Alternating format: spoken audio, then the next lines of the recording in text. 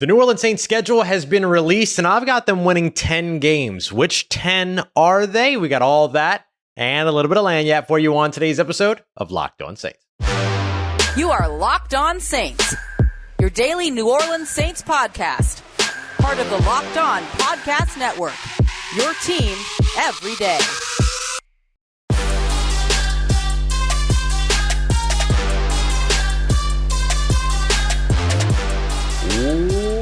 What is good, Who Dat Nation and Who Dat family? Welcome into another episode of Locked On Saints, your daily podcast covering your favorite team, the New Orleans Saints. Part of the Locked On Podcast Network, your team every day. Thanks so much as always, making Locked On Saints your first listen of the day every day. Don't forget you can subscribe and follow for free on YouTube or wherever you get your podcasts. And of course, as always, I am your host, Ross Jackson, at Ross Jackson Nola on Twitter, your New Orleans Saints expert, credential member of the media, senior writer and reporter over at Saints News Network. Oh Lord, we're in for a big one today. Which is, of course, Sports Illustrated's Fan Nation site covering the New Orleans Saints. You can also find me Tuesdays on Locked On NFL podcast and here with you every single Monday through Friday and then some on Locked On Saints. And on today's episode of Locked On Saints, New Orleans Saints schedule is out. I've got the Saints winning 10 games. Which 10 and where are they dropping 7? We're going to get to all of that. We're going to take a look as well at Foster Moreau's contract details. We'll break it all down for you, including cap hit, how much spending money the Saints have left and what they could do with it. We're also going to take a look at the pitfalls and traps to watch out for in the 2023 schedule for the Saints. But first, my record prediction for New Orleans. And I'll just tell you right off the bat, no need to wait on it. I've already told you twice. I got the New Orleans Saints going 10-7 this season, and that's to start. Now, there's a caveat to that. They got to stay healthy. If the New Orleans Saints lose, let's say 4 starters on one side of the ball, that quickly drops to 8-9. It drops to another losing season for this team, especially if they have injuries at quarterback or if they have injuries at the playmaker positions when it comes to skill positions. These are things that we always have to watch out for when it comes to NFL teams, not just the New Orleans Saints, but we know the New Orleans Saints, as we heard from Kay Adams in yesterday's live episode of Locked On Saints, not because Kay was a guest, but because we were able to use a clip with the FanDuel type stuff going on here at Locked On. They have been dealing with historically bad injury luck over the course of the past 2 seasons. 4th most injuries last year. They started a record number of players, 58 in 2021. So regardless of how easy the schedule might look, regardless of the fact that the Saints don't really face a bona fide quarterback until October, and the fact that the Saints have done some good things for their roster, including finally filling out their depth a little bit since they were kind of gutted in the middle of their roster back in 2020. None of it matters if they can't stay healthy. And so that ends up being the big piece. And of course, the big caveat here, but that's true for every NFL team. Every NFL team. So me saying that, the Saints are going to win 10 games as long as they stay healthy. Do I really need to say as long as they stay healthy? Because we kind of understand that that's the case across the entire NFL. And to an extent, no team in the NFL does stay healthy. So can the Saints stay relatively healthy is the real question there. So which games do I have the New Orleans Saints dropping? So this is where things get a little bit interesting for me because I'm actually pretty spicy about the Saints schedule early. I think that their early schedule is tough. Couple of 2-game road trips. They come off of one of their 2-game road trips for a Thursday night game, which is going to be a little bit tough just to kind of have that go at the Patriots, then at the Houston Texans, and then they host the Jaguars at home just a few days later on Thursday, so off of a short week. So that kind of stinks.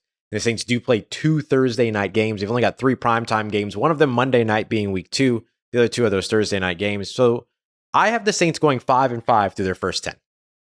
And I know that might sound preposterous, but what are the things that we know about the New Orleans Saints?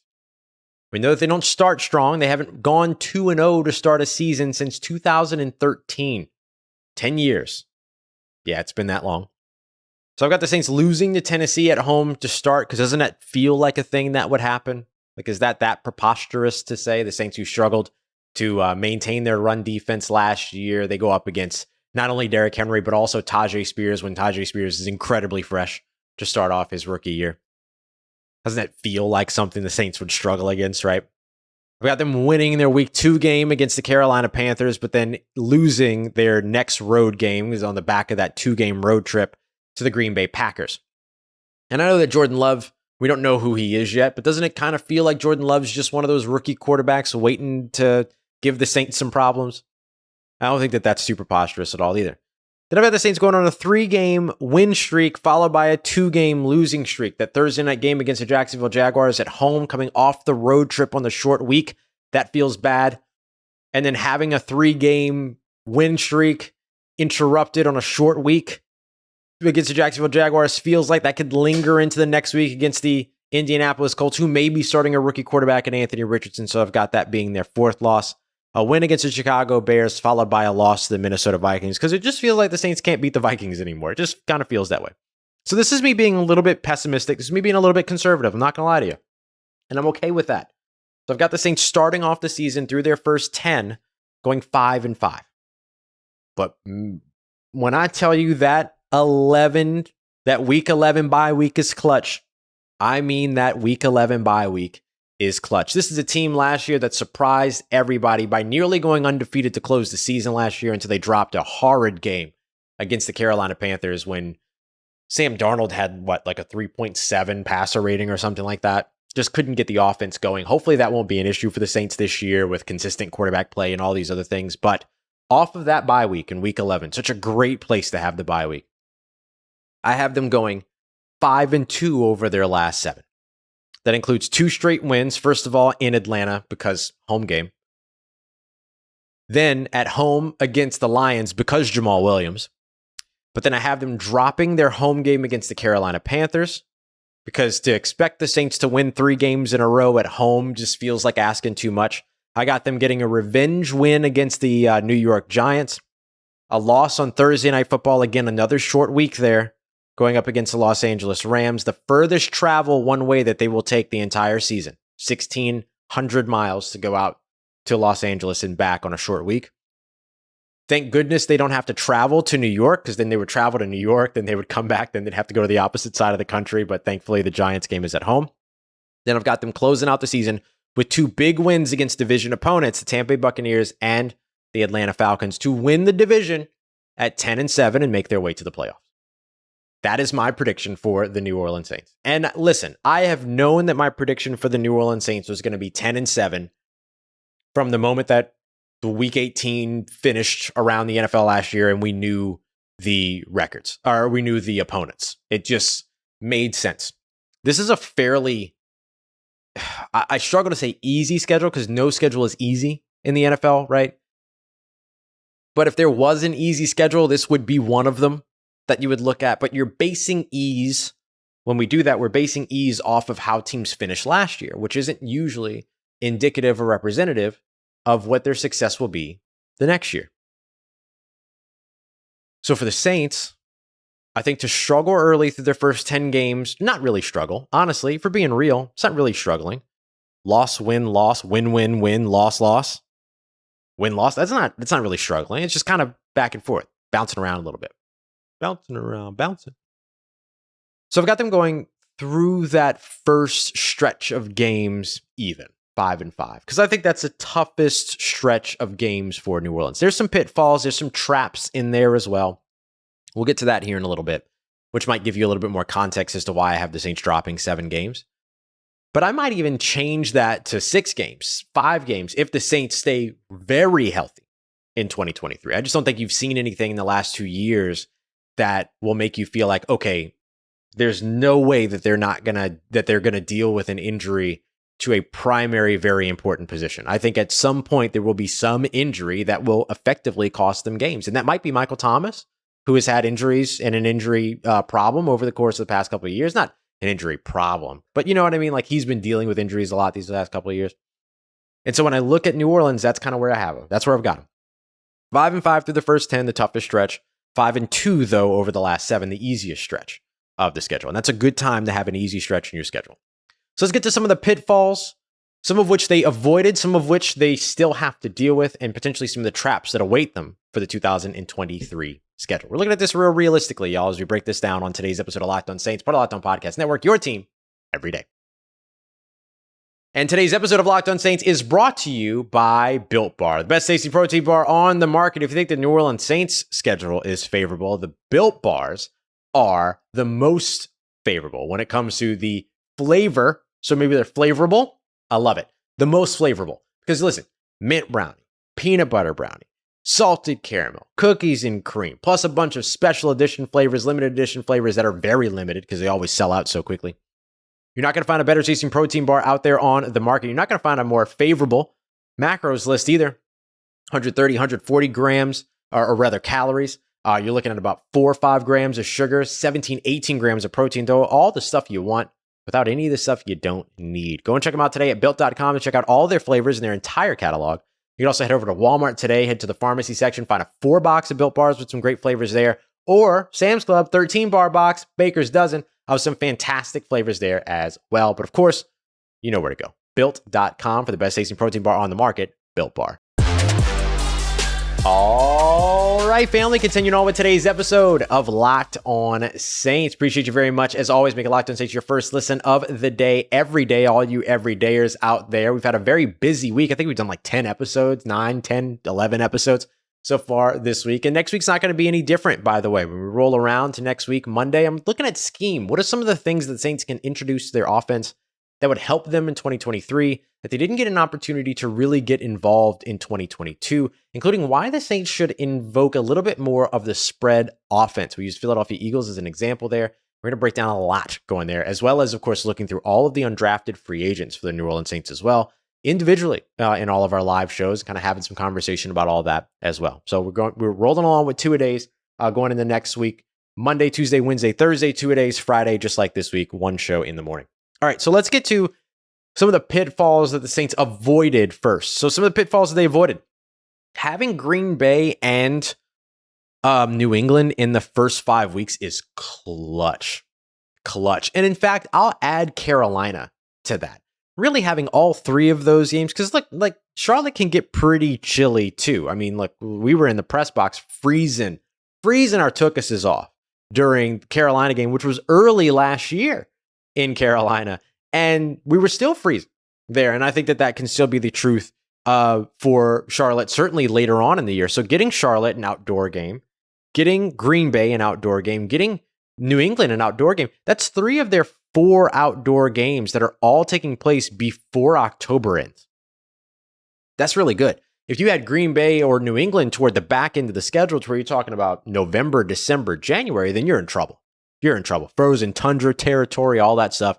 So the only outdoor game that the Saints will play in a colder part of the schedule is going to be when they travel toward the end of the season to Tampa Bay.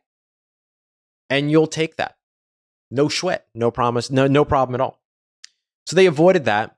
They avoid any quarterback gauntlet. I mean, the best quarterbacks that they'll play this year are somewhere in between Trevor Lawrence, Kirk Cousins, and Matt Stafford.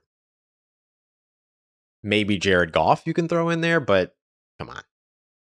So for me, and listen, I know that they've got Bryce Young, they've got Anthony Richardson potentially on the schedule as well.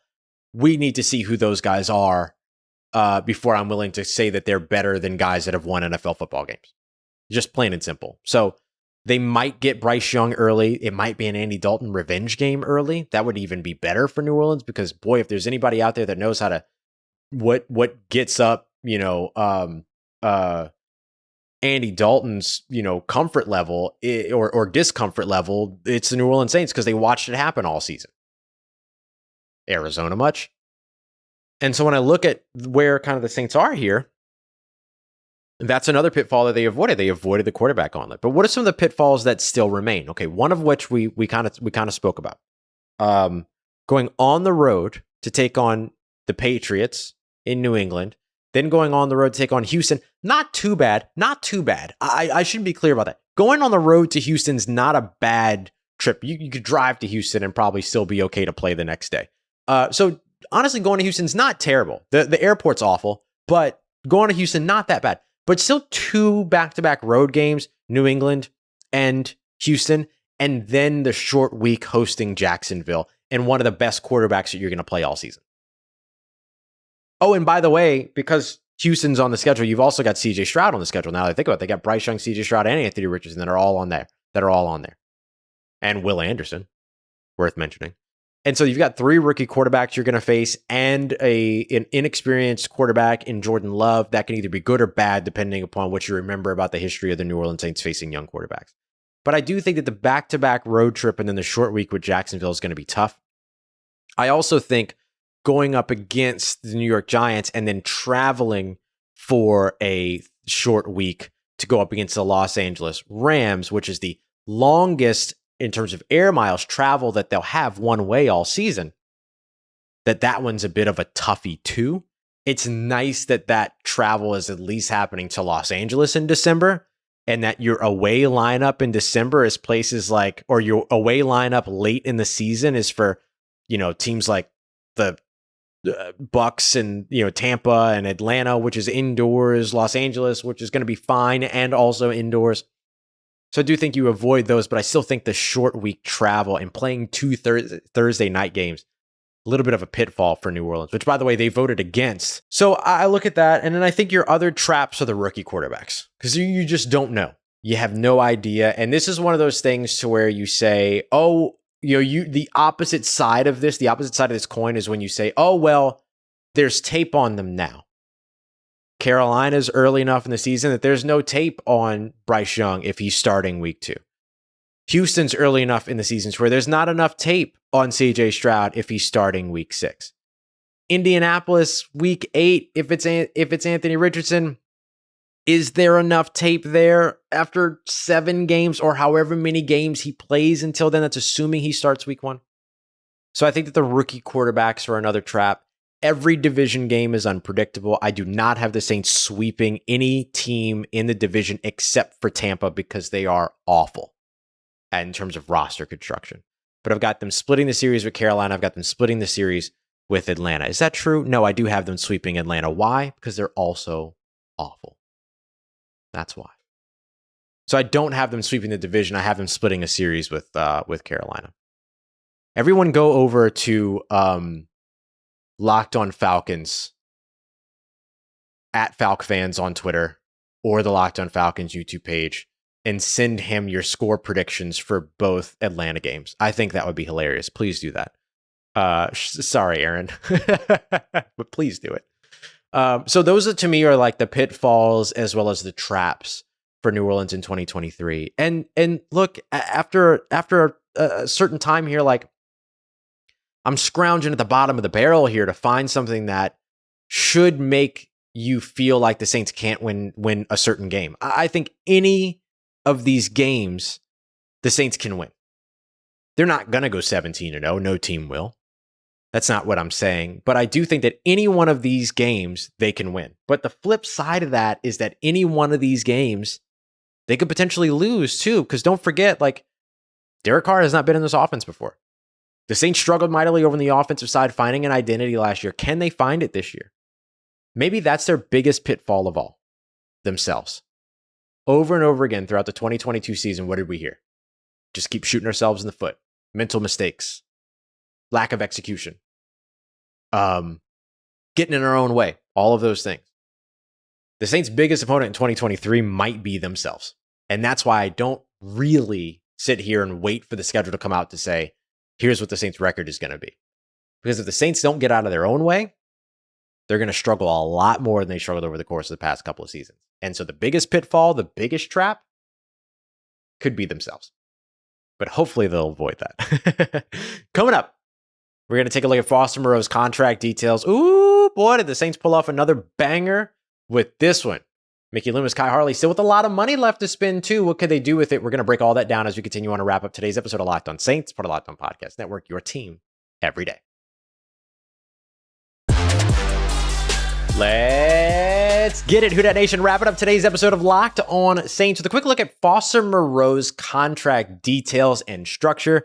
You know how much I loves me some contracts and how much I loves to break down some nerdy stuff here on the show. So let's get it. Very excited about this. So the New Orleans Saints signed tight end Foster Moreau to a 3-year, $12 million deal. So that means that the average annual per year value of his contract is $4 million per year. But you know it's different. You know it's got to be different than that. And you know the way that this all works. So here's what the New Orleans Saints did in order to make this contract work in their advantage. So they guaranteed $8 million of this contract, which is important because that means that effectively 2 years of the contract is guaranteed. So when we usually see a 3-year deal, we kind of think, okay, well, it's a 1 or 2 year deal in terms of like what you should expect for that player to hang around.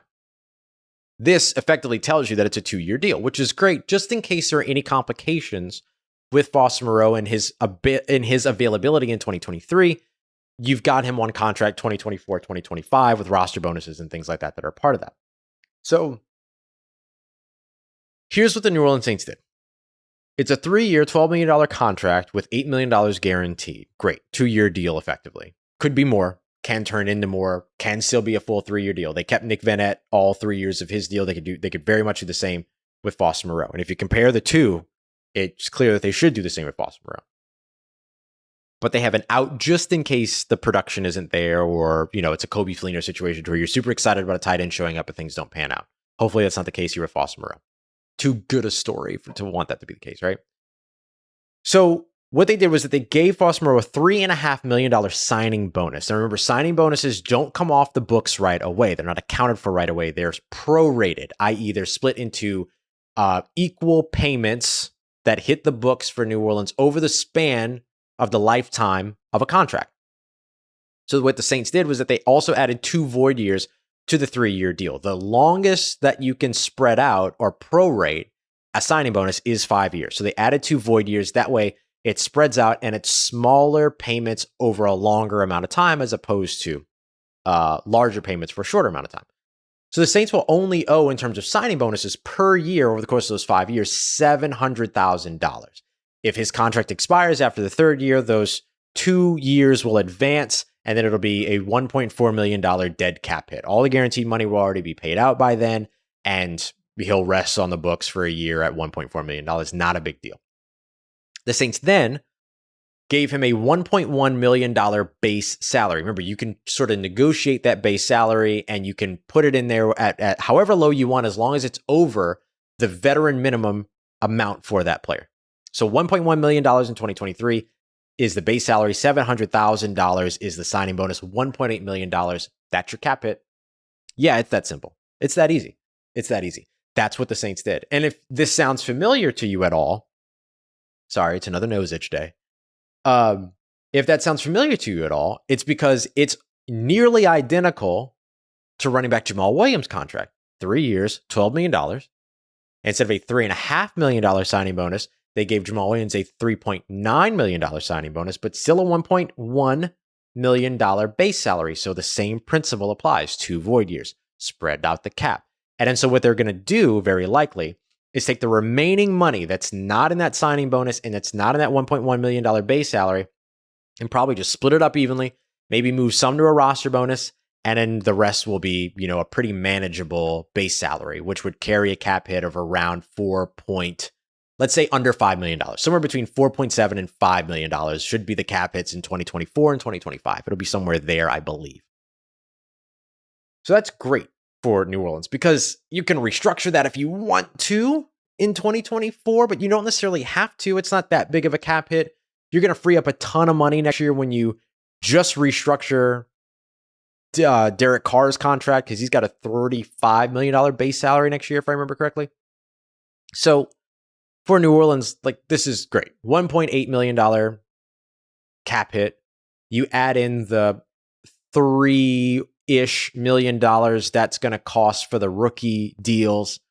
Remembering that as you sign players, it pumps people out of that top 51.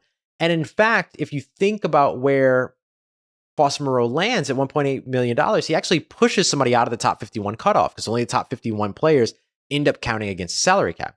So he pushes somebody of about $940,000 out, which means that really the difference in terms of his deal is $890,000. Not a bad investment for a guy that gives you exactly what it is that you're looking for and that you need over on the offensive side in terms of filling in a big hole, and was a sought-after free agent. So if you think about where the Saints were, which is about $16.5 million of salary cap space, you subtract the $1.8 million, then subtract an additional $3-ish million. Let's call it, what would that be? 4.8. So let's call it $5 million that comes off there. So the Saints will be around $11 to $12 million that will be left on the books that they can spend. And so Kai Harley and Mickey Loomis, who still have 6 roster spots to fill, oh, by the way, could go out there and grab guys like Yannick Ngakoue, or go out there and grab a guy like Frank Clark if they're willing to roll the dice on the off the field stuff. They can go out there and grab a guy to help with the defensive line, a linebacker. I still think Deion Jones would be super fun in this defense, but there's still a couple of those other veteran linebackers they could go after as well, because you just need depth at this point. You need depth and rotation. You're not looking for somebody that's going to come in and save your franchise. That part of the offseason is done. And the Saints have already took those swings in the draft, Derek Carr, all these other things. So, and when I say save the franchise, I just mean like lead them to a winning record in 2023. That's all I really mean here. And so the Saints clearly feel that they have made those moves, and maybe there's more stuff left to get done. Remember, the Saints were still shopping late last year, guys like Tyrann Mathieu, Jarvis Landry, and others who ended up not just showing up in camp, but being leaders on this team, especially Tyrann Mathieu, who got a lot of flack early, but still played a solid 2022 season. So the Saints are going to be sitting pretty with needs at depth positions and rotational spots and double-digit millions of dollars to take care of that. And if they don't spend that money aggressively, then it means that they get the big players at the trade deadline. It means that they get to roll some of that money over into 2024 to help knock down some of their salary cap overages. There's a lot of stuff they can continue to do with that money. So Saints should be in good shape here, especially salary cap wise. So everyone together now, 3, 2, 1, laughs in Kai Harley, laughs in Mickey Loomis, laughs in New Orleanian. Because here we are again, New Orleans Saints. We're well over the salary cap. Now they're not. And it's hysterical to watch sometimes. The Ponzi scheme. Am I right?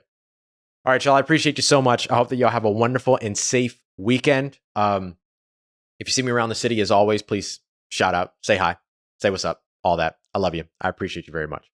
We'll be back on Monday, taking a look at some of the things the New Orleans Saints can introduce to their scheme in 2023 and undrafted free agents, more schedule, and of course, all the latest news that you need to know around your favorite team, the New Orleans Saints. Appreciate you as always. Make me part of your day, part of your routine, for saying yes to me on the show. As always, if you see me, say hi. And if you need anything else around your New Orleans Saints in between these episodes, make sure you follow me on Twitter at Ross Jackson, NOLA. Hit me up. Let me know how the family's doing. Let me know how you're living. Let me know how you're momming them. And trust you, that nation. I'll holla at you.